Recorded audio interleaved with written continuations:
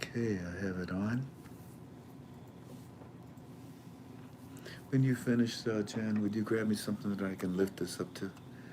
And I am ready. Three, two, one. Oh, wait a minute. What about the other phone? We don't broadcast on the phone? It's okay. It's all right. It's okay. Take your time. It's all right. You don't need both of these. He's on. You're already broadcasting on the phone. So you're using your phone instead of mine. There. So you don't run out of battery. Kiddo. Let's go. You ready? So we're just not going to broadcast on the phone. You are. That's what you're doing. Oh, that's what this phone is. Excuse me. I'm so sorry. They're starting to pour in now. You ready? Mm-hmm. And it's already hitting record. So 3, 2, 1, go. The Greetings. recording has started. Greetings, family. Welcome to another one of your FRANK26 YouTubies. This one is an educational one. We're not going to be talking about the investment of the Iraqi dinar. We're going to talk about gold and silver instead. Because gold and silver, I believe, is the next chapter that we will be reading in this book that we call the Iraqi dinar investment. Gold and silver will be an important factor for us to consider in diversifying, in protecting our investment. And as you know, we have brought Miles Franklin to KTFA. And tonight we bring again our dear brother Andy, who's going to talk to you. I think what we'll do tonight, because this is the third time we've had him, and y'all are very well familiar with him now, I'd like to go ahead and continue with the process of asking him questions.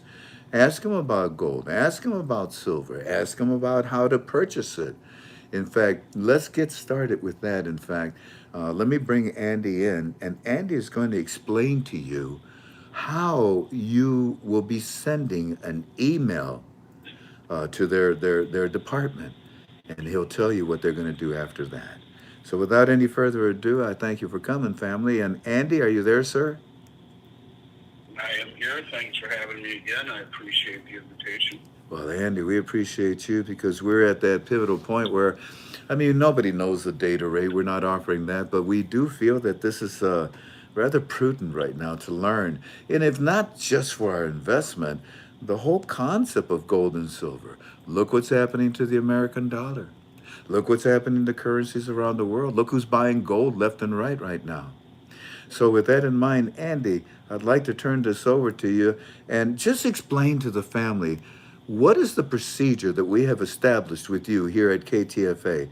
How do our customers order gold and silver? Well, the best way to do it, and remind me again, what was the keyword we told your listeners to put into the subject line? Do you remember? FRANK26. It was FRANK26. There you go. Okay, so for many reasons, I have resisted being a typical online company. And I won't go into those right now. But there are a lot of them. Yeah. And to me, where we are going, a relationship, I think, is undervalued. I don't think people can estimate the value of a relationship into the environment we are heading into. And the way that we do things by holding our really special prices close to the vest, it enables us to be much more competitive in every respect. So the best way for people to get our price list is just to request it. And there's no obligation. If they were to send us an email at info@milesfranklin and use that keyword, you said F what, I'm sorry? FRANK26. FRANK26, FRANK26. Yes, okay, FRANK26, I'm sorry, pardon me. In the subject line, just so we know where it's coming from, we will send you the price list. We will answer any questions that someone may have. You want to be contacted, put your phone number, and there's no obligation for doing so. You'll see that those prices will be amongst the very best in North America. But when you're buying a commodity, Frank, it's about something that is homogenous. It's you're buying the company, the person. We've done this now for going on 35 years and 10 billion in sales, and we've never had a customer complaint. Never, not one. Doesn't mean we haven't messed up, but we make it right when we do. But not one material complaint that you'll ever find online. We are licensed and bonded in the state of Minnesota. That's why I left my company there when I moved from Minnesota to Florida. We've had a satellite office in Florida for 15 years. I moved here 3 years ago in the midst of the George Floyd riots. And yet I left my corporate entity there because it's the only state in America that requires licensing and bonding to transact business in the state of Minnesota. So as a result, most of the companies in the country have boycotted the state because it is a federally non-regulated industry, and Minnesota is the only state in the United States that mandates this. And the bonding alone is enough to make most companies say, we'll work in all the other states. So we're certainly glad to work with your people, and for those people who missed me one of the 2 weeks, the most important thing to understand in my book is that anything that you ever hear come out of my mouth regarding gold ever should be in the respect of it being wealth. You don't buy it to become wealthy, you own it because it is wealth. And it is not something that I talk about accumulating specifically to make money. It's more about getting out of the way of really once in a generation changes that we see coming down the road. And in many respects, when you talk about currencies resetting, and I know that's something you've talked about for a long time, they're related very closely, because when we talk about the value, whether it be of an ounce of gold or the value of a Iraqi dinar, what is the value but measured against the value of the U.S. dollar? And when you look at gold, for the last, even when gold was barely $2,000, it was at all-time highs against most currencies on the planet. And so when you talk about the value of the dollar, which in many respects is illusionary based upon trust, which you could argue we have done a very good job of squandering, no longer backed by anything behind it but the government's ability to tax and their military. It's never been more important to think of alternatives like foreign currencies, like precious metals. And to me, the precious metals are in the category of wealth and money is the best way to look at it. So just understand that when we talk about things, nothing esoteric, nothing rare, nothing collectible. Yeah, sure, I have that stuff. I can get it if you know what you're doing. But you're building a hot fudge sundae, you start with a bowl of ice cream, vanilla ice cream. And that's where the discussion should begin. Bullion-related items. What's the purpose? What's the significance? Why is the biggest money in the world accumulating it? These are the things that should be understood and talked about. And when we talk about silver, there's a lot of stuff going on with silver too right now that certainly it's worth discussing. But I'll let the questions dictate the flow of the discussion. Andy, it's amazing. About 5 months ago, I think gold wasn't even touching $2,000, was it? Well, I could look right now and tell you. I think it was about. I can tell you that it's outpaced even so far this year the tech industry. Yeah. Includes NVIDIA. It's up 20% year to date in NVIDIA, and the tech industry is up 16%. And if we look at gold, let's see, we can go back 6 months ago. Gold was just over 2,000. If we go to a year ago, in September of last year, gold was 1,850. We go back 5 years, it was 1,550. And you go back 12 years, it was 1,200. It has outpaced every traditional asset on the planet. It's increased by a 9.9% appreciation rate for the last 25 years. It has doubled the performance of the 10-year Treasury, and it has just eked out the S&P 500 over the last 25 years, even with dividends reinvested. Its appreciation is about 9.6%, and the gold is 9.9%. So it's the tortoise, if you will, not the hare. But it's consistent. And it doesn't get noticed, but it seems to be there in the end. It's consistent. That's what I like about that. Yes, sir. And what did you Well, say? and if you look at what a good baseball player is, or a Mm-hmm. good golfer, or a good athlete, it's not about flashes of brilliance. It's about consistency. Consistency. And that's exactly what precious metals have offered, at least in my vision, in the last almost 3 decades. Let's see here. We have a question from Love Mountain Adventures. Huh, that's a bold name. Should I? And I think you kind of covered this in the sense that, why is it that we invest in gold? This person says, should I look at gold primarily as a placeholder? For example, to hold value better than the American dollar? Should I look at gold that way? I think, in other words, to replace the Absolutely. dollar. Absolutely? Yeah, no, I'm sorry. I think we have a little bit of a lag, so I'm sorry if I keep No, no. stumbling over you there. Yeah, it is absolutely. I mean, the U.S. dollar, we are told right now that the CPI. First of all, the CPI is a lie, right? The CPI is a flawed measurement of prices that keeps being adjusted to fit an inflationary agenda. But that isn't even the measurement of inflation. Rising prices are a symptom of inflation, and inflation is an increase in the money supply. Yeah. You go to a website called shadowstats.com, John Williams, and he'll tell you real inflation as measured by the way they used to measure inflation in the 80s, the real CPI numbers, is about 8% above the number they're telling you. So it's closer to 11% inflation right now, money creation. Yeah. And if you just hold money in dollars, in theory, you're losing close to 11% to inflation every single year. And that's what gold does. You'll notice it's averaged 9.9%.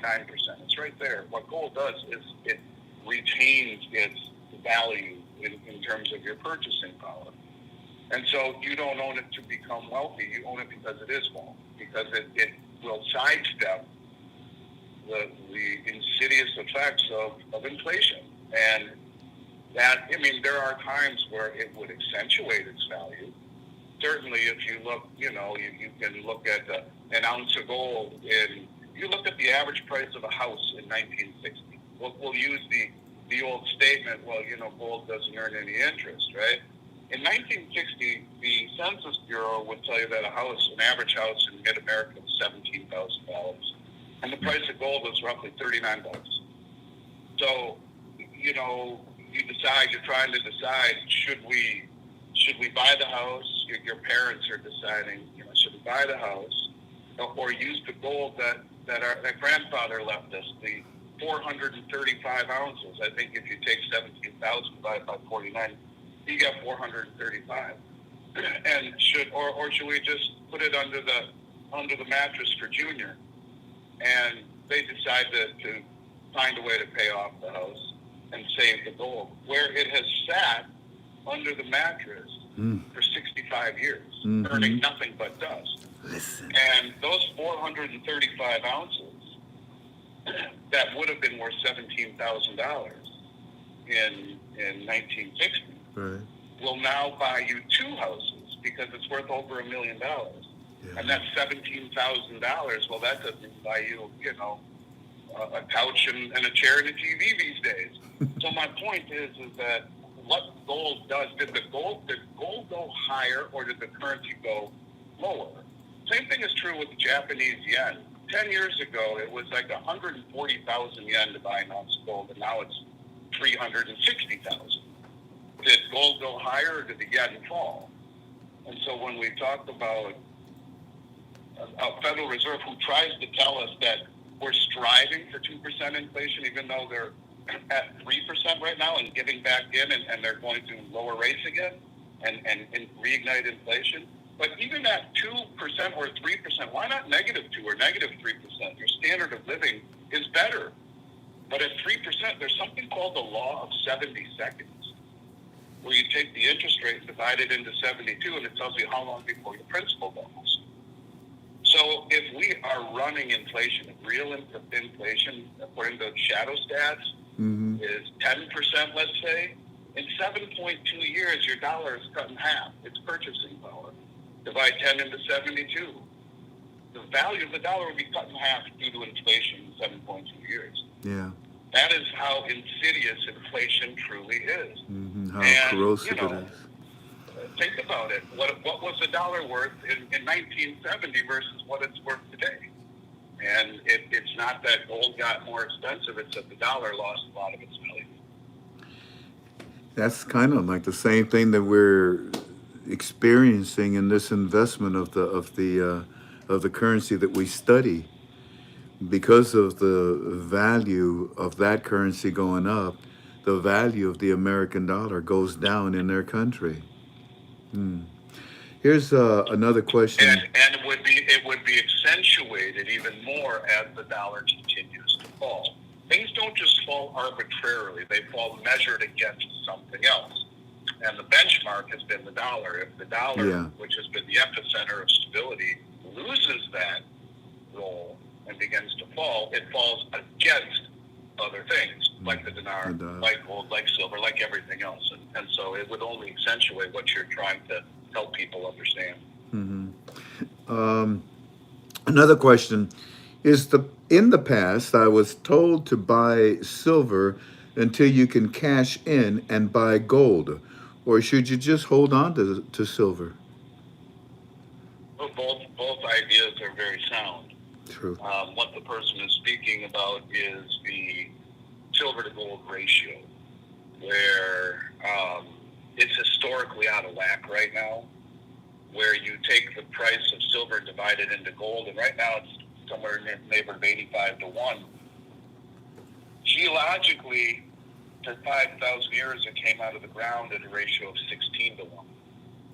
And now it's coming out of the ground at a ratio of 7 to 1. Because it's disappearing. It's found very near the surface. And the desire for silver is so huge that in industrial and military applications that it's becoming harder and harder and harder and harder to find. Yet largely, and I don't want to get too deep into the military-industrial complex issue, but I will simply tell you that they're holding down the price of silver to build high-tech weapons. And I could dedicate an entire episode to this topic, if you ever want to, and to explain why there are 8 banks holding down the price of silver that it's going to end very, very, very, very badly. Very, very bad? If we just, badly for the people that are short silver, the price is going to explode. You have China flying all around the world right now. They're the second largest producer of silver in the world. They've been a net exporter for years. They've now become a net importer as the second largest producer.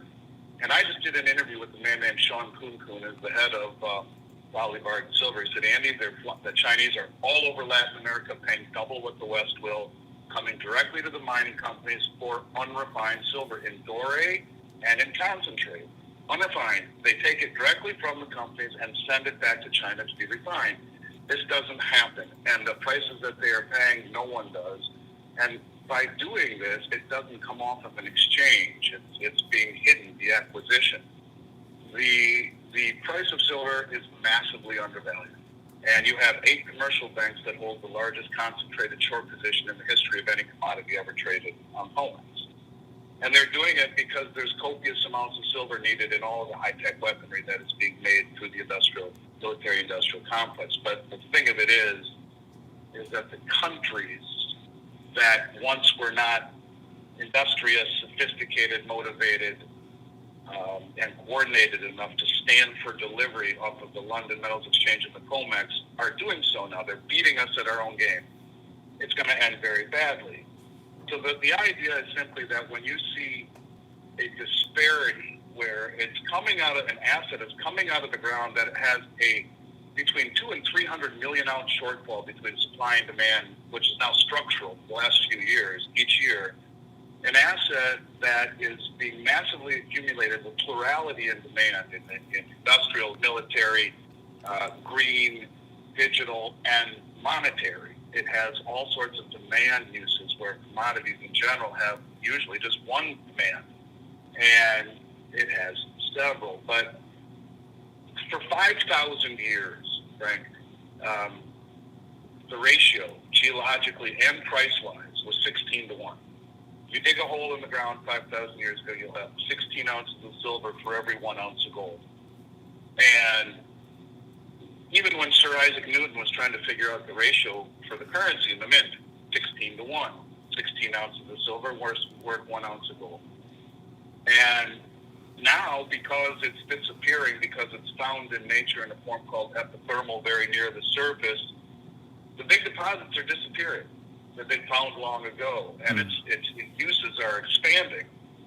So you have an asset that is coming out of the ground at 7 to 1, yet because of the manipulation of the price for impure motivations, the West has been able to do so on the exchanges for a long time, because the countries that would push back were all aligned, and now these other countries that are not aligned with us are wealthy, sophisticated, and motivated.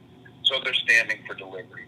And this 85 to 1 price ratio, when it's coming out of the ground at 7 to 1, is the value of the generation. So what the person is basically saying is that you buy silver at an anomaly rate of 85 to 1, which it's a historical anomaly in every way. It's 4 feet of snow in Death Valley in July. That is how big of a geologic and price ratio, historically, it is out of whack. You buy silver at 85 to 1 relationship to gold. If all it does is reach its 200-year price average of 42 to 1, it's a double. If it gets anywhere near what it's coming out of the ground at, it's 11 times the appreciation. Yeah. It is 11 times undervalued because of Western suppression. And I would say I have never in my 34-year career seen an asset class that exhibits the asymmetrical risk-reward scenario that silver does, meaning the lowest downside with the greatest upside. Yes, you could buy it and hang on to it and make a fortune as it rises, then you could buy it and trade some of it into gold when the ratio corrects. I'll give you a real-life example. Okay, the first YouTube video I did was 2010. And hang on one quick second. So the first one I did was in 2010, and I called Bix Weir and I said, Bix, silver gold ratio is 85 to 1. It's the first time in human history it's ever happened. And I said, we got to do something about this. We got to do a podcast. I told everyone, I got on the podcast and I said, gold, sell it to me. I'll sell it to the market, and I'll give you, in theory, depending on what you're trading, what you're buying, 85 ounces of silver.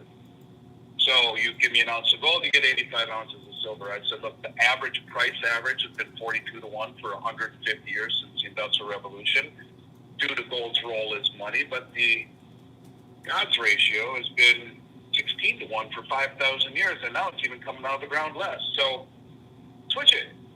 And anyone who did that, 7 months later in mid-2011, you had $50 silver and 1915 gold, which is 37 to 1.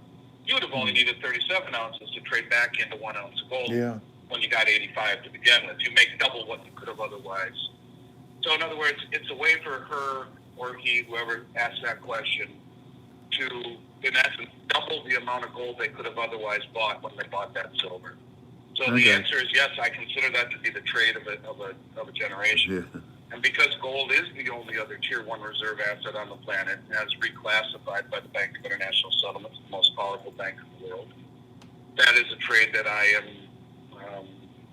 keen on recommending to people when the ratio corrects back into at least its average. And at 42 to 1, which is a double, that's just the average of the last 200 years, still 7 times higher than it's coming out of the ground at. And at some point, physical demand and geological demand must meet, or either that or you figure out a way to make gold and silver in a lab, which I don't think will have much. That's what they did with diamonds.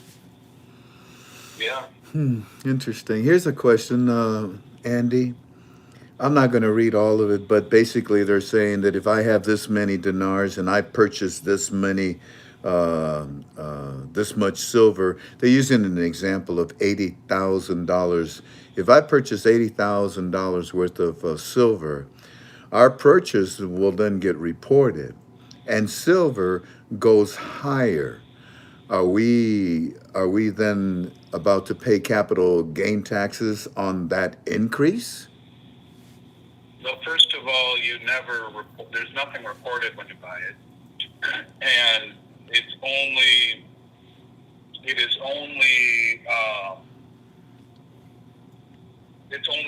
gains when you sell it. True. It's not unrealized gain. So, yeah, it's not reported when you buy it, and when you sell it, like you sell any asset, there is capital gains. Exactly. And speaking of capital gains, the tax laws are actually going through a metamorphosis, a change right now. I think that is more of a question for a CPA. But do you know if there's if there's a change in the tax laws coming? Well, it depends. I mean, if Kamala Harris wins, there's a high probability that she's already talked about increasing capital gains if you make over $1 million a year, doubling it to 44%. I know. And you know, people say, "Oh, it's just the rich. Don't worry. Let's get them," type of deal. Well, and then and taxing the people who have over $100 million in assets, unrealized gains. Well, first of all of these people will sell everything they own immediately. Both the people making $1 million a year, and that will collapse the market in and of itself. But when you have think of the Bitcoin whales, the ones who have billions of dollars worth of hundreds of millions of dollars worth of Bitcoin they've had forever. You know, the concentration of the value of these people's wealth. Yeah. That alone could collapse the price of Bitcoin. Think of the guys like Bezos and Zuckerberg and all of the wealthy people. They would dump their stock. They'd have to. They would have hundreds and hundreds and hundreds and hundreds of millions of dollars worth of unrealized gains. If you are the founder of Amazon and you've got all this stock that you had since day one, you'd have to sell half your stock. Mm-hmm. You know, it's ridiculous what she's proposing. Yeah. And so, yeah, I don't know. I would expect taxes to go higher. That is something I think you can certainly count on for a revenue-strapped government. Yeah, I agree. Let's see what the new regime in the White House. Let's see what they do, and if we have the leadership that we had in the past, I think that we will be sitting very well with this gold and silver.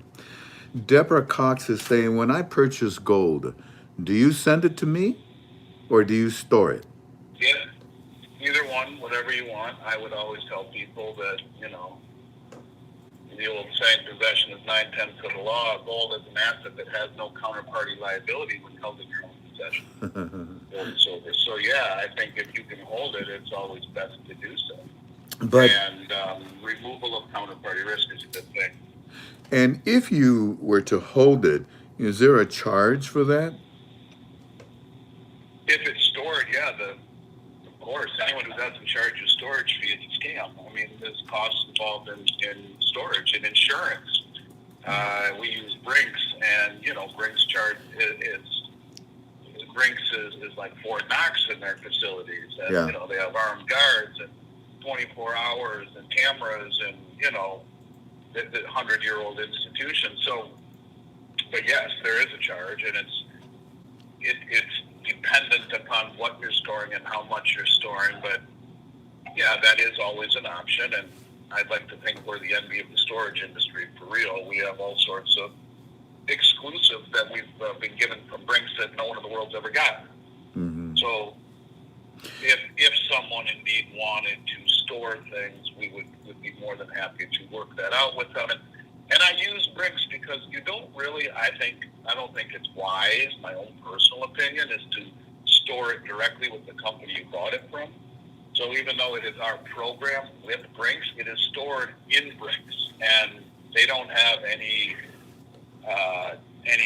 patience for anything that is not completely regimented and above board. And so it's a third-party entity instead of directly with the company you bought it from. There's separation, if you will, between, you know, a firewall, if you will, between where you bought it and where it's being stored. And to me, that's important. Not to say there's any risk involved, but you want to remove any and all, just any potential liability, and you do that by using the best. And the best, in my book, would be Brinks, and we can arrange that for people if indeed that is something they would want. When we purchase this gold and it's sent to us physically, I know this may be a dumb question, but how do we spend it? Do we take it to a bank and they convert it into American dollars?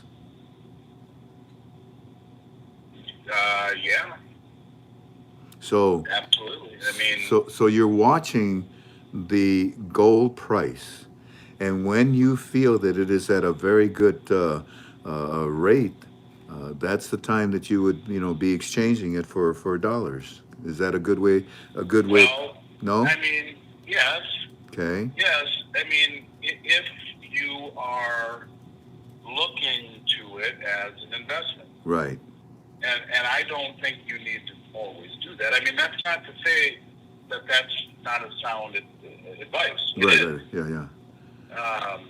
But honestly, Frank, for me, my goal, I hope to never use it. Truthfully, I'm being dead serious. I hope to never ever use it. If I do, um, it could be for a heck of an opportunity. Maybe there is something that when the dust settles is such an amazing opportunity, and gold has retained its value so well that I make that switch.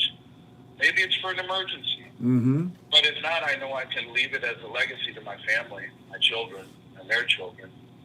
When in the year 3000, it will still have value long after the bills that once were currency hanging in, and that are in our wallet or hanging in the Smithsonian. So, So, yes, you could do that. so it's, Asset classes typically go from undervaluation through fair value to overvaluation, and then you switch it. So that isn't a bad idea, but not my main thought. so it would behoove us to understand how to store this gold properly and with who. We'll learn these things a little bit more from you as time goes on. There's Well, keep in mind one other thing, Frank, yes, real sir. quick. You can pull an ounce of gold out of the bottom of the sea in a shipwreck 300 years ago, and it's still, in perfect condition. It doesn't corrode. Good point.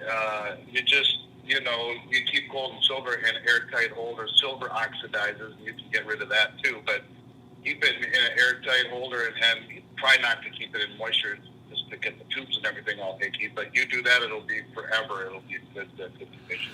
I don't feel good about banks, those vaults that they have, because our Exactly. government can go right in there and take what we have in our vaults, can't they?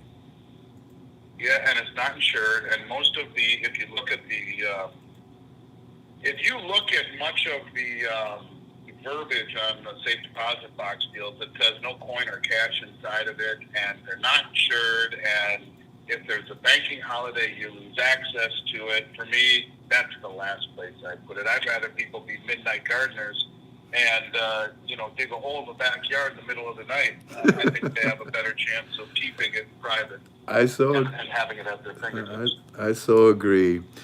B Rad is asking, Andy, when you see those TV ads, about the option of buying new coins or old coins, is there a difference in value? What exactly do they mean? And thank you for your time and knowledge. So the old coins are numismatic coins, and if I were being completely honest, I would tell you they are my favorite coins. Really? I started doing this, and these are, so prior to 1933, President Roosevelt's first act in office in April of 33 was to confiscate gold. But prior to that, it was currency. It was in everyone's possession. They made two $20 gold coins, the St. Gaudens from 1907 to 1933, the $20 Liberty from 1850 to 1907. They're the two 1 ounce coins, or they're just a fraction under 0.9675 of an ounce. The $10 Liberty they made in two varieties, the Liberty and the Indian. $5 coin, and the $10 Liberty is basically just a half of an ounce, just under a half ounce. Yeah. That 0.9675 divided by 2, it's like 0.48375 or something. And then you go down from there. The $5 coin is basically a quarter ounce. They made the Indian and the Liberty. And again, from the mid-1800s to 1933, the same thing with the 2.5 Liberty and the Indian. They made three $1 coins. So those old numismatic coins are amazing if you get them at the right price. And sometimes you can. I have a Silver Eagle set of all 50 states, Not only is it, of course, the coin that has its value, but the fact that it's a set that a collector would be interested in, it that also adds value to it. Am I interpreting that correctly? Well, I mean, and that's in the older coins, um, what often starts out as an investment turns into a hobby.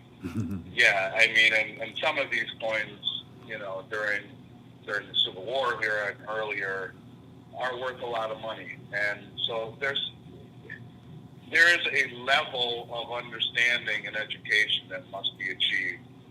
We're happy to do that for you. I'll give you an example.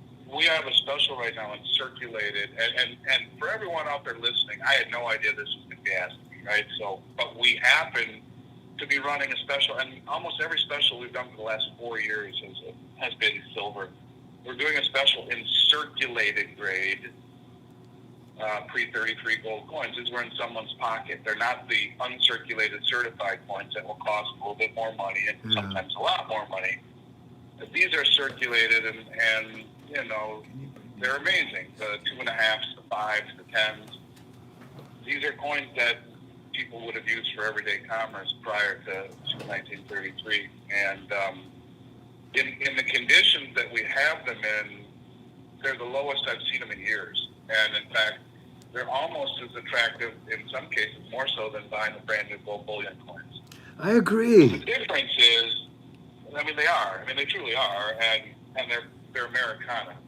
Mm-hmm. The difference really is this, that those older pre-33 coins, which are truly amazing. So, and one of the reasons that a lot of the coins are uncirculated, even though the gold was confiscated, was because, a lot of the gold was shipped off to vaults around the world. And it's interesting, when Roosevelt confiscated gold, all of his buddies, I'm sure that the wealthy got wind of this, and they all sent their gold to Switzerland to take deposit boxes. For years, I'm friends with one of the big importers, and they are imported in huge quantities from European banks, and then they're certified as uncirculated. They're graded by grading companies. But anyways, the point of it is that,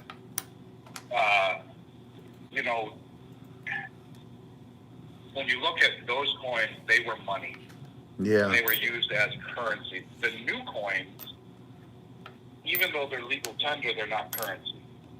They're not used as the currency of the realm. One is an investment, one was currency. But if I had my druthers, truthfully, I would own all pre-33 U.S. gold. I think it's the most amazing stuff there is. Wow. And at the rates you're paying for it now, it is very much commensurate with what you're paying for gold bullion coins, minted brand new 2024. So it's something that if you talk to someone like my company, myself, or someone in my company who understands it, can educate you, and you pay a fair price. It is a preferred way of owning it in my book. I got you. In fact, ladies and gentlemen, you see, this is what Andy's talking about. I don't know if you can see that up close there, but that's a dime. When was the last time you saw a dime that looked like that? Look at the back. And after a specific year, you can see the right here, there's no copper there, is there? This is solid silver. This is what Andy's taught. This is Americana. That's what he meant by that. I would much rather have this type of silver than the silver coins that they have nowadays. Here's another question. Yes, sir. Pre-1965, 64 and earlier, the dimes and the quarters and the half dollars are 90% silver by weight. So there's a good amount of silver, right, roughly 20 times the face value, if not a little bit more, 21 or 2 times the face value right now in every dime, quarter, or half dollar, just in the silver content. Gotcha. Here's another question. I'm not a coin collector, so what gives me the best return?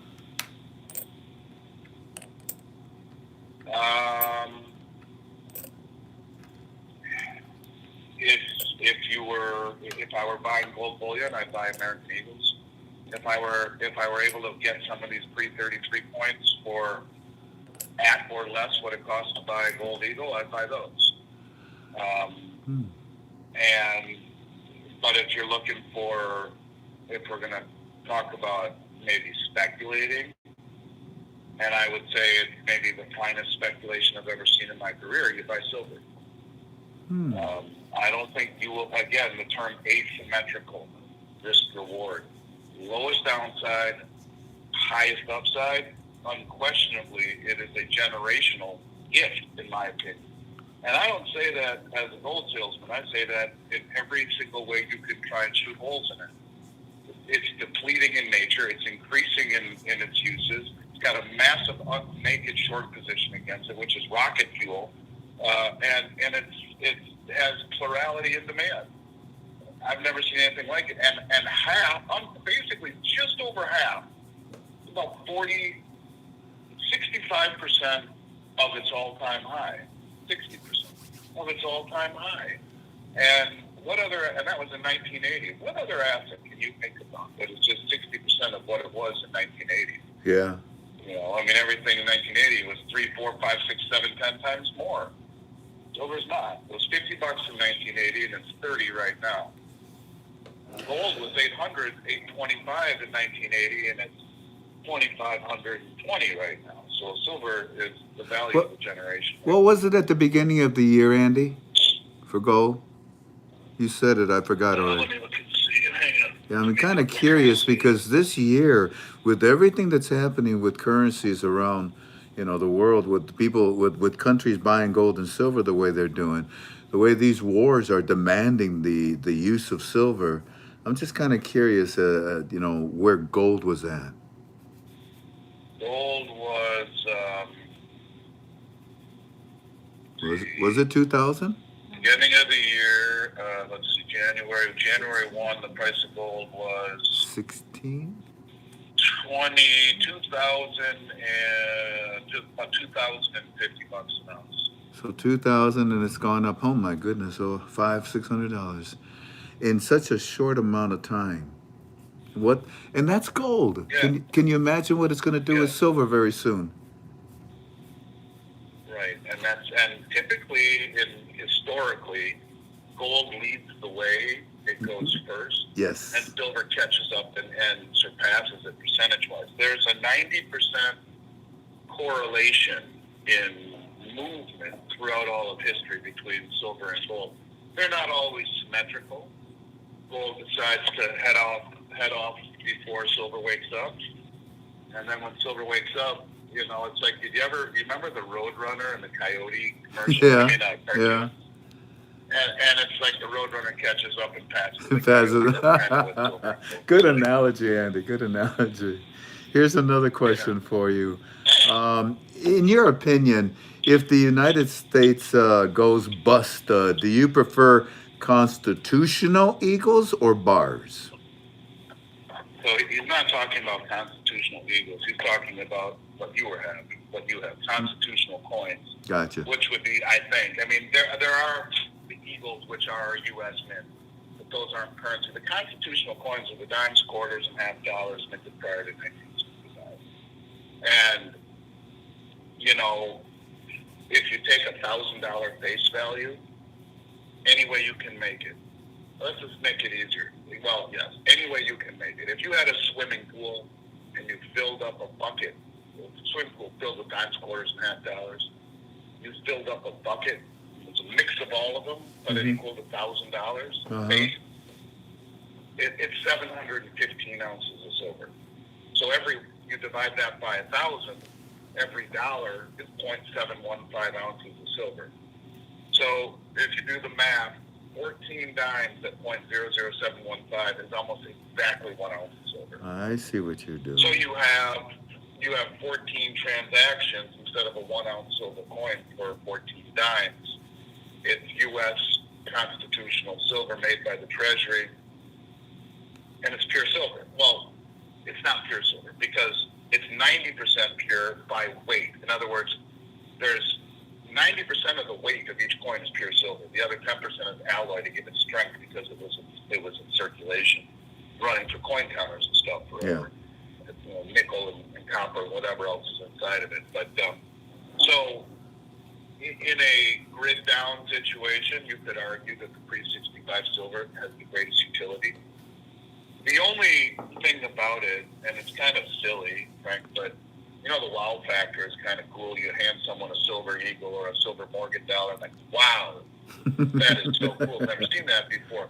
You give someone a dime from 1964, and they're like, yeah, what about it? You can show them an old Mercury dime. Wow, that's cool. I But see. the point of it is that people don't really know when the silver was taken out of the coins and how much was in it, although that information would disseminate. It does provide the greatest utility. It lacks the wow. But to the point I said earlier, a 1 ounce silver eagle, which, you know, you give it for a Christmas gift or something, people will be like, wow, all my kids growing up, I have 3, and at the birthday parties they would go to, instead of giving some crappy toy that would end up under the couch, you know, 2 weeks later, never be used again, I gave every one of them every year a silver dollar. And I see them to this day, you know, they're in their 20s, and they'll say, you know, I still have those coins, and I love them. I thank you. And it's like, you know, it's lasting. It's well, that people really like the silver eagle. But to the point, you get 14 transactions with dimes, you know, versus 1 with a silver eagle. So I would do both. But I wouldn't buy bars for that. Bars are for, you know, concentrate into, if I were going to play the silver to gold ratio, where you switch your silver to gold, you could say bars might be a good way to do it to get the biggest bang for the buck, the most number of ounces. And, you know, this advice that you're giving us, in your opinion, this is the same kind of advice that we can get when we email you, when we call you, or when you return our calls. You're a plethora of information, and boy, do we need this information right now, family. Pay close attention to what every time that Andy comes, and take advantage of asking him questions.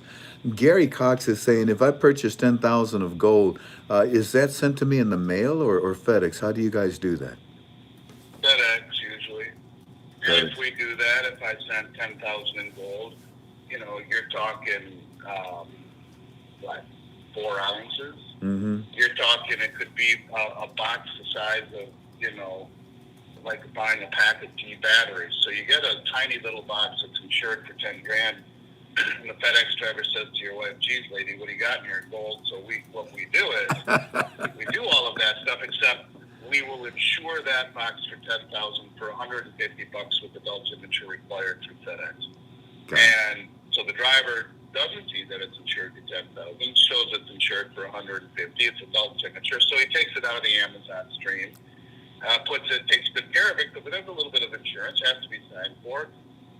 But Lloyd's of London has a program that meshes with the tracking software of FedEx, where it is fully insured the entire way.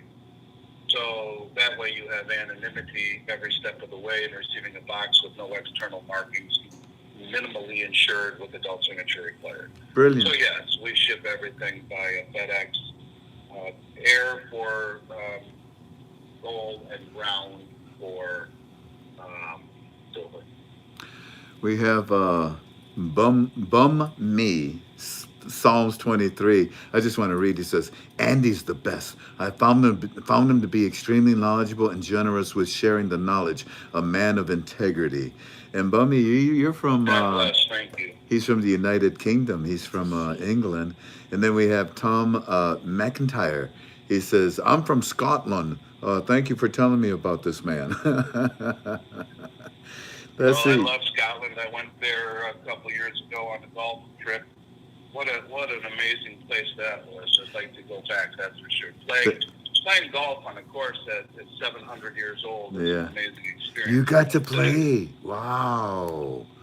The old course is St. Andrews. So amazing. Did you hit the building on the 14th hole?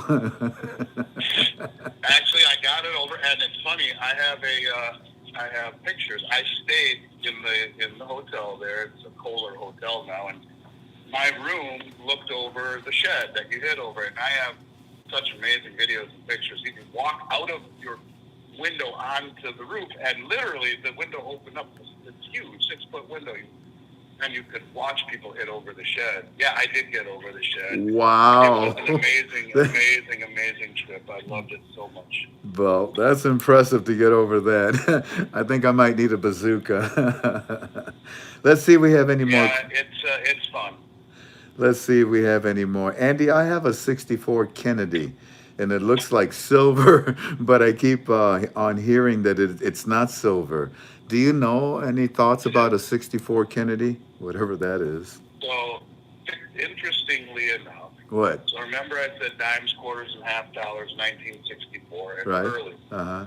So the 64 Kennedy is 90% silver, just like all the others. Whoa. From 1965 to 1969, they also made Kennedy half dollars, but this is when they started taking all the silver out. The dimes and quarters after 1964 have no silver in them. The Gotcha. Kennedy half dollars from 65 to 69 are 40% silver by weight. They took out half the amount of silver roughly. So 1964, first year they made Kennedys, they're 90% silver. The 65 through 69 are 40%. And then after that, none of the silver coins had silver in them. And when you talk about silver dollars, by the way, all the Eisenhowers, they're not silver. The only silver dollars were the Morgans and the Peace. The Morgans were minted from the late 1870s to 1904, and then because of World War I, they stopped. And they didn't make Morgans again or any silver dollars until 1921. So there were no silver dollars made from 05 to 20. In 21, they started to make Morgan again for half a year and stopped, and then made the Peace from 21 to 36, and then they stopped. So after 1936, none of the legal tender dollars, currency dollars, had silver in them, like the Ikes, the Eisenhowers that Grandma and Grandpa would give you, and you think they're silver, they're not. So keep that in mind if you're trying to figure out what you have if it has silver in it. If it's a dollar, it's got to be prior to 1936. If it's dimes, quarters, half dollars, prior to 1965, unless they're Kennedys from 65 to 69, and then they have 40% silver. Gotcha. Let's see here. Norm Polson is asking, what happens when the U.S. transitions to a constitutional currency no longer fiat? Will gold and silver go down in value? No, gold and silver, gold in particular will go parabolic. It will be pegged to a new system. There is no any other system that is not backed to something is fiat. And even Kristalina Georgieva recently said that, the head of the IMF, and with the Bank of International Settlements reclassifying gold as the only other tier 1 asset in the world, with the BRICS nations saying in principle they've agreed to a new gold-backed unit settlement currency, with all of the central banks buying gold, with the BIS reclassifying it as the only other tier 1 asset, it will be pegged to a new system. And when you realize that Senator Loomis from Wyoming has echoed what I've been saying for a long time now, that all of the gold held in every balance sheet across the globe for central banks is held in the gold revaluation account. That's the name of it. And the head of the Dutch National Bank keeps talking about this. Keeps saying that, I want to read you something really interesting, Frank. I think you'll be blown away by this. But okay. The head of the Dutch National Bank keeps talking about this. He keeps saying that, we have gold in the revaluation account, and it's about 32 billion euro, and it's valued at $35 an ounce, which is still the Bretton Woods number. So we can revalue it and put it to a much higher level. And I keep talking about this. And then there was the Bitcoin conference in Tennessee a few weeks ago, where Trump got up and said, if I'm elected, I will build a strategic Bitcoin account for the country. And after he got off the stage, Senator Loomis from Wyoming got up and said, yes, I agree, and I've already submitted a bill for it to be funded partially by revaluing the gold held on behalf of the Treasury by the Federal Reserve. And so based upon the number of ounces of gold that we have supposedly, which hasn't been audited since 1953, 8,330 metric tons, every $1,000 increase or $4,000 increase in the price of gold would net the Treasury General account $1 trillion free and clear. And Janet Yellen wouldn't even need congressional approval to do this. She would just tell the head of the Federal Reserve, Jerome Powell, revalue gold. And if you realize that at $120,000 an ounce, it may sound crazy, but all of a sudden the enormous mountain of debt that we have would be offset by our assets, which is gold. And we would tell the world, anyone who would like to deliver gold to the U.S. Treasury, we will pay $120,000 an ounce for it. That is the price at that point. And the price is what anyone will pay for it. And it would behoove every central bank on the planet who's been accumulating it at a level the world has never seen before. And now you immediately offset your liabilities with your assets. Bang, just like that. President Roosevelt did it in 1933 when he confiscated gold. Sure did. He paid everyone $20.67 for their $20 gold coins, and then he valued the dollar by 40%. Gold was now worth $35 an ounce. And that's exactly the same thing. But let me read to you something that's spooky, okay? Okay. And the Poland was the largest accumulator of gold last year, in 2023. Really? And they're at it again this year. They're buying a ton. And the president of the bank, his name is Adam Lipinski. And he recently revealed that the central bank would continue to buy gold and is aiming for precious metals to make up 20% of its bank reserves. By the way, gold just passed the euro for the first time ever as being the second most largest position of every central bank on the planet, surpassing the euro. It's dollars, gold, euro. And the dollar position is decreasing, but this is the first time ever in the history of the euro that gold is now held a larger degree by the central bank than the euro. Anyways, here's what Adam Lipinski had to say, and I want you to think about this for a second. It's laying crumbs, right? These guys lay crumbs, and I've been really good over the last 4 years making my calls by looking at the crumbs and seeing them for what they are. And then going on podcasts and saying, here are the crumbs put together, and they come true, which is the scary part. So here's a crumb for you, and I don't know if it comes true, but before I preface it, before I say it, a few months ago, I'm laying around on a rainy afternoon with my wife. We decided to watch a movie on Netflix, which I don't really ever have the time to do. And it happened to be a movie that after it was over, I realized was produced by the Obamas. I had no idea. And it's a spooky movie where the internet goes out and all communication goes down and the grid goes down and everyone turns on one another. And it's a very spooky movie, but it has to do with grid and internet going down. And then I find out that Obama's produced it. All right, so listen to this little crumb and tell me if you think it's spooky, okay? Okay. So he says when the president of the Polish National Bank, Adam Lipinski, announced to expand the country's gold reserves, he announced that the plan to expand its gold reserves was holding gold was a matter of financial security and stability, he said. Okay. He said gold will retain its value. Get this. Gold will retain its value even when someone cuts off the power to the global financial system, destroying traditional assets based on electric accounting records. Of course, we do not assume that this will happen, but as the saying goes, forewarned is always insured, and the central bank is required to be prepared for even the most unfavorable circumstances. That is why we see a special place for gold in our foreign exchange management process. To say that one part again, will retain its value even when someone cuts off the power to the global financial system, destroying traditional assets based on electronic accounting records. Now, is that crumb? Is that spooky? Or is that just someone saying something out of his rear end? I don't know. They're not only predicting their situation for their country, but they're basically explaining what's going to happen to all of us. Yes. And they're foreshadowing, clearing their conscience, or letting the people who know better know what's coming. I want gold, I want silver. You gave silver to your family for all those years. Can you adopt me? No, that's pretty good. And that's one of the things that I learned is the power of compounding, the power of compounding of time. Yes. And, so yeah, I would always give an ounce of silver every single year. And hey, it's a lot better than a crappy toy that no one even remembers. 25 years ago. How true. How true. Andy, I'm so proud of you. We've reached an hour. I've got something at 8:30. But looky here. Let me just look real quick. Is there any way that you can use your gold to make money without? No, that ain't good.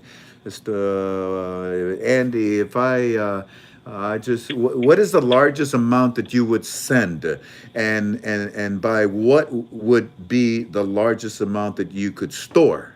So, what is the largest amount you can You can send store someone? whatever amount you want, and Oh, I will send you whatever you want. Each package would only be insured for a maximum of roughly 150,000. So if wow. I sent you 10 million in gold, it would come in lots of boxes. But There you go. Yeah, that's smart. unless it goes by Brink's truck to a commercial address, then I can send you whatever you want. Brink's won't go to the Put up the residential email. address, but they would go to a bank or to a commercial. If you owned, let's say you owned a manufacturing company, you ordered 20 million in gold, I could have Brinks deliver it to Oh, your I see loading it. dock and unload it right there for you. Or it comes over a period of days in many, many boxes. And, we did 940 million in sales last year. We can handle any size order.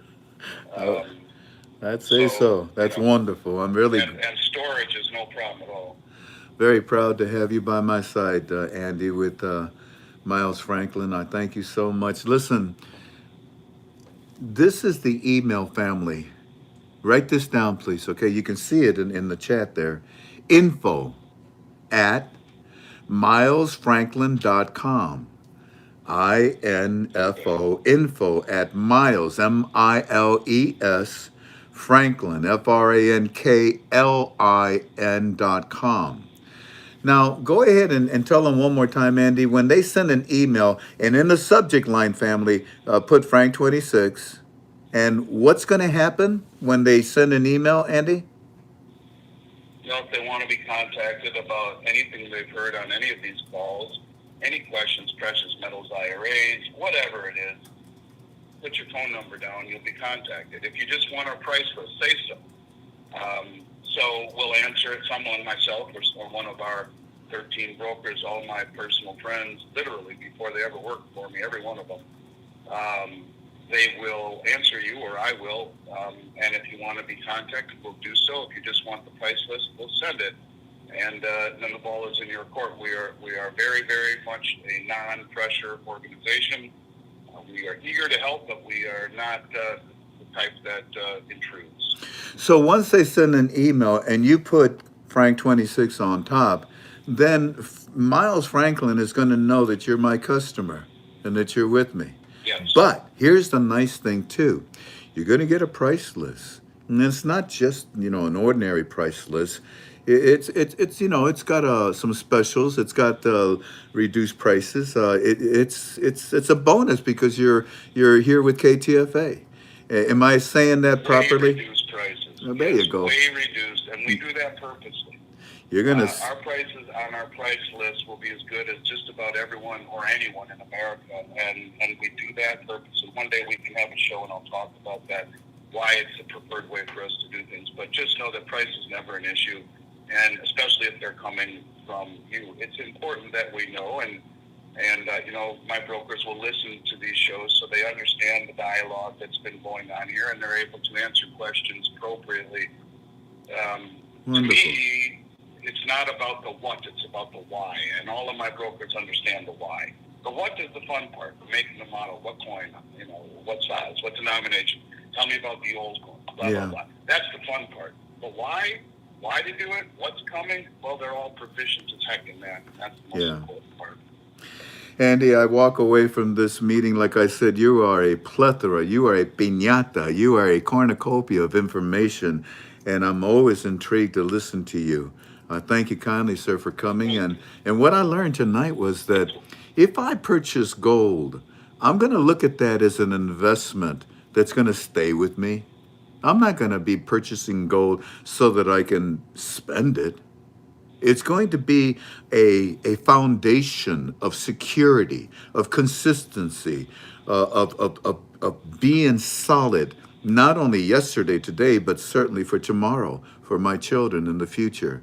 This is a foundation of financial stability and security that we will establish with gold and silver, not necessarily to be spending it. Am I saying the right thing, sir? 100%. I get an A. 100%. Do I get a cookie? It is the base of your financial pyramid. Bingo. And There it you is go. one of the very few things that you can leave for your family that has not only tremendous intrinsic value. Yes. Dad thought about me and my brother and sister and put it away specifically for us. It has sentimental value, and you're going to think real hard before you disrespect that thought and that love and care by spending it on something frivolous. Yes. So there are very few things that have intrinsic and sentimental value, and gold is certainly one of them in this case. Yeah. If someone You are saying it perfect. if someone says they have, money, I got $1 million in the bank, I hope you have $1 million in asset in gold and silver so that that million can be backed up. You need a backup for a backup when you're dealing with currencies. Gold and silver is the perfect foundation to start your financial growth. Okay?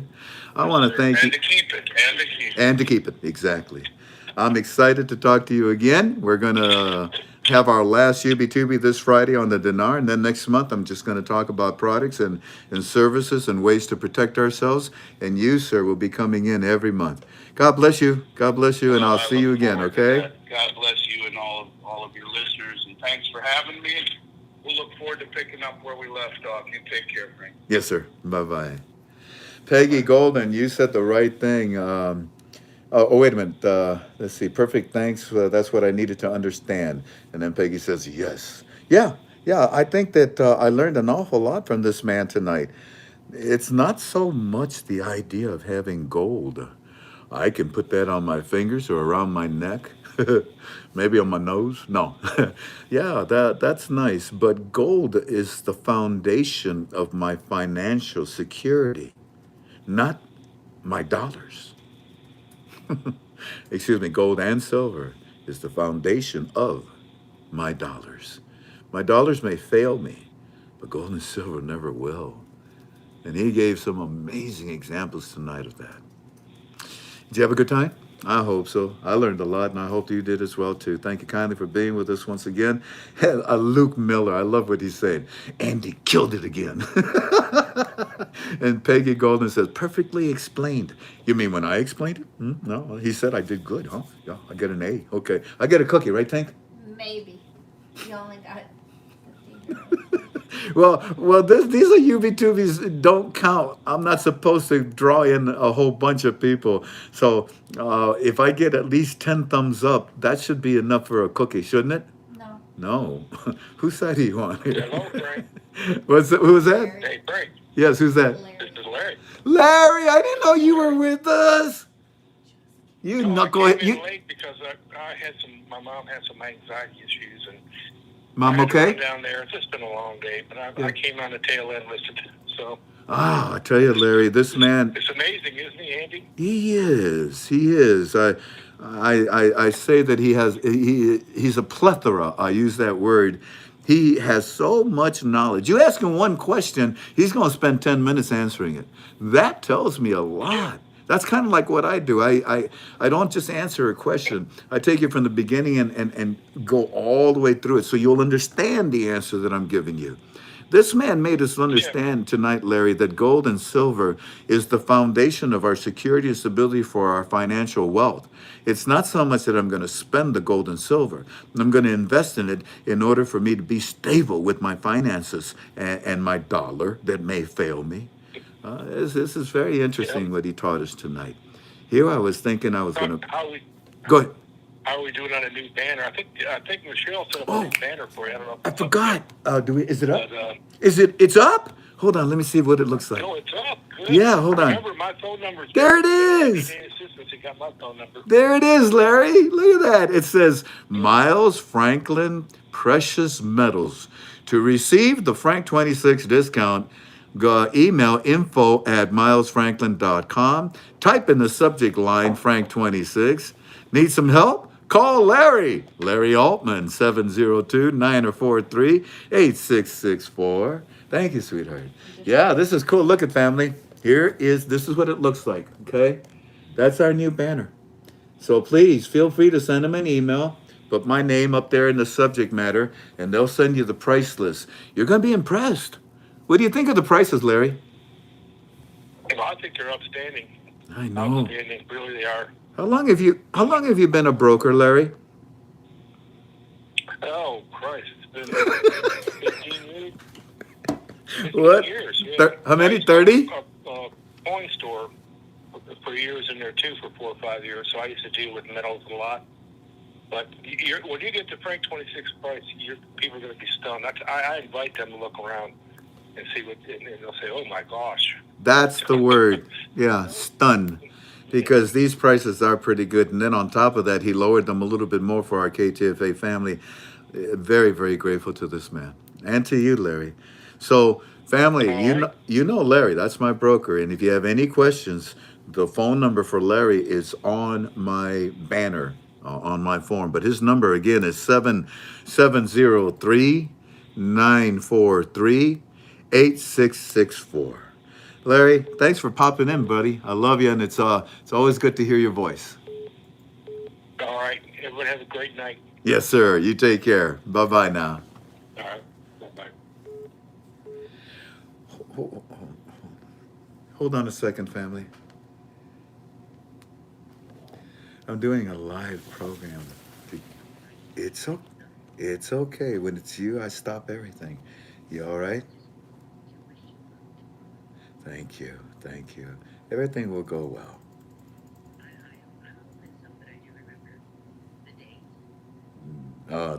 For the operation, yeah.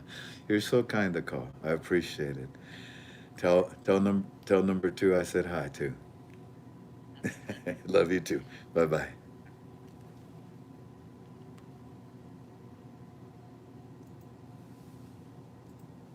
Oh dear.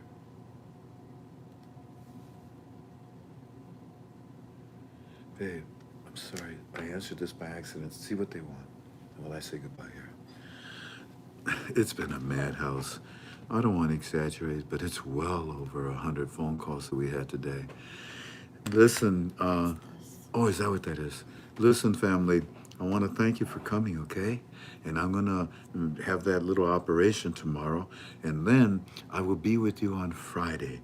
And we will have our last dinar discussion at that time. Now, how many? Oh, there's a few that have left, right? Hold on just a second.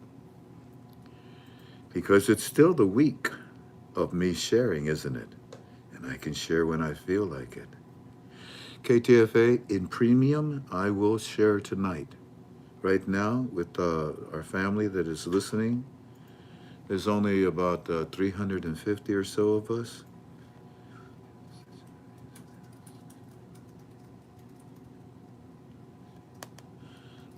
And I'll share this with you then, today. Egyptian companies now pouring into Iraq. That's good. And here's what I will share then with you right there. Mr. Sammy said today to me, Mr. Frank, that the CBI wants the entire deletion of the 3-0 project to go smooth and have very little impact on the citizens. It must not fail with the Iraqi citizens. Does that sound familiar to you? The project to remove the 3 zeros must be an entire removal, and it must go very smooth and it must have very little impact on the citizens. That's why the whole thing is going digital. Nah, they talked about it already. That's why the whole thing is going digital. That's brilliant. Listen to this. That's why the whole thing is going digital. You see, the citizens this way, the CBI can switch out currency so easily, basically without any issues for the citizens. Brilliant, Sudani. Brilliant, Alak. Brilliant, Dr. Shabibi. Wherever you may be, rest in peace. All right, a little more. It's going to be automate it. And automate it. And the citizens won't even feel it. The citizens won't even feel it when they switch over to the new exchange rate. They won't even feel it. They won't even feel it is the words from Chalet. Oh, from the word from Chalet has used. And Chalet also say the solution coming will lower the dollar exchange rates. Praise God.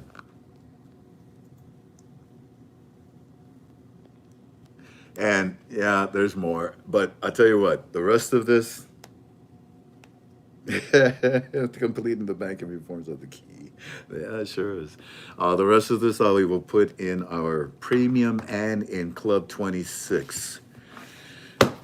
Thank you kindly for coming. God bless you all. I'll see you this coming Friday, and tomorrow while I'm being operated, I'll think of you. Sweet aloha to all of you. God bless you. Bye-bye. I didn't even get to play my song. We don't do that on Tuesday. We don't do that on these, okay.